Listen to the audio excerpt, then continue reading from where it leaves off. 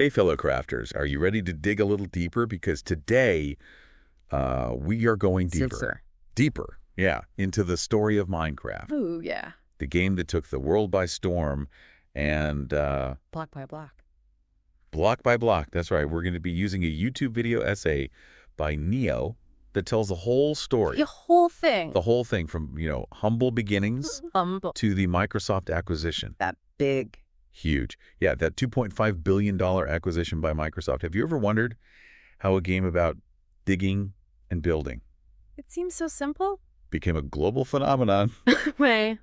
Yeah. We're going to find out. This is fascinating to me because it's not just about, the pixels and code. This is about the human story, the creator, the community, and this kind of collision of passion and business savvy and the power of the internet all wrapped into one. It really is. We're talking about, indie game development, community feedback in real time. Real time. And decisions that completely changed how games are made and sold. Mm-hmm. So get ready because we're going to unpack not just what happened, but the why behind Minecraft's journey to the top.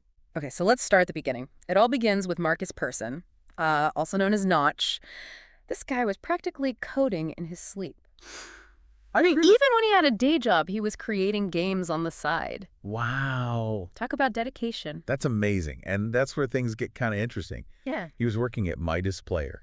Midas Player. The same people. You know them. Yeah, who brought us Candy Crush. Candy Crush. Oh, yeah. But his bosses, they weren't too thrilled about his little side hustle. Oh, really? They actually forbade him No. from working on personal games. Wow, I can't even imagine. Did you imagine? I mean, it'd be hard. In hindsight, it's almost unbelievable. It is. But this clash, it actually led Pursutin to make a bold move. Mm-hmm. He quit Midas Player. He did. He said, I'm going to find a more supportive environment where my passion for game development can flourish. That's great. So he finds Album, Album. a photo album software company. And it was actually the CEO of Jalbum, Carl Manna, who actually encouraged Persson to keep making games. Wow, what a supportive boss. What a great guy. That's amazing. Yeah. So that kind of environment, that must have been so crucial for Persson's next steps. It was, because it gave him the space to really experiment and create. He had this one early project called Ruby Dung. Ruby Dung. It actually had some elements that would eventually make it into Minecraft, but ultimately it wasn't working out. He had some technical limitations and some frustrations with it. I see. But then comes a pivotal moment.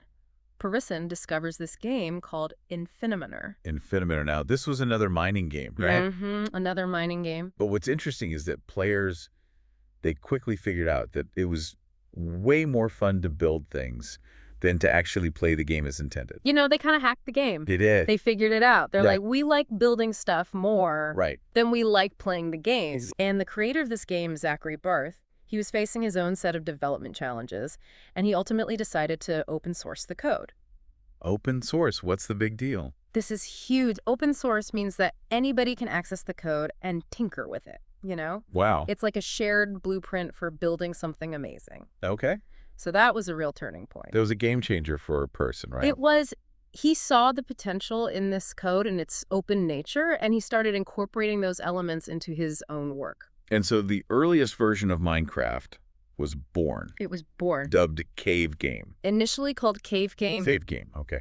And it's here that we really see the power of the community come into play, because Persson was very active on the TigSource online forum. TigSource. He was sharing early builds of Cave Game and getting feedback from, other developers and players. Can you imagine shaping a game in real time based on input from these passionate gamers? It's incredible. And this was before the days of early access. Yeah, it was very unique. So it was a truly unique approach.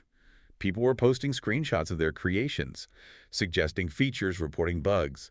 And Persson was super responsive. He was. Even the name Minecraft, Order the Stone, Mm-hmm. came from a community suggestion. It did. It was a collaborative effort. It really was a collaborative effort. It's really amazing how much this game evolved just through those early interactions. This wasn't some big studio pushing out a polished product. This was a passionate developer working hand in hand with a growing community of excited players. Yeah, and then Persson makes another groundbreaking decision. He decides to start selling Minecraft while it's still in alpha. What I know. In alpha. That is a big deal. Huge. Even today. Imagine buying a game that's not even finished. I know, it's crazy. But Persson was very transparent about it. He told players, look, this is a work in progress. Mm-hmm. But if you like what you see, jump in, help shape the future of the game. Love that. And players, did they jumped in? They were willing to pay for a game that was still in development because they believed in Person's vision and they loved being part of the journey. I mean, I get it. Yeah, and plus his pricing model was brilliant. He offered lower prices for early adopters, That's smart. rewarding those who took a chance on his vision. Yeah. So it built a sense of loyalty and investment within the community. It makes a lot of sense. There's even a story, I think it might be apocryphal, but about his PayPal account getting frozen What? because of the unexpected influx of money Oh my gosh. from all these early sales. That's hilarious. Isn't that crazy? It's a good problem to have. It is. But it definitely showed just how quickly Minecraft was taking off. Yeah. Clearly, he needed help managing this runaway train of success. So that's where Mojang comes in, right? Mojang, exactly. Mm. Person teamed up with Jacob Porser and, importantly, Carl Manna, his awesome supportive boss from Jalbum, Right. to form this new company dedicated to handling Minecraft's explosive growth. That's incredible to think about, like, this game born from late-night coding sessions, fueled by this community feedback, was already becoming a global phenomenon. It was happening so fast, it was amazing, and it was all happening at this incredible pace. But even with this wild success, Person still wanted to stay focused on what he loved the most. You know, the creative side of game development. Right. He wasn't a businessman at heart. Yeah. And this is going to have a huge impact on Mojang's future. Okay. But that's a story for part 2 of our deep dive. All right, cliffhanger.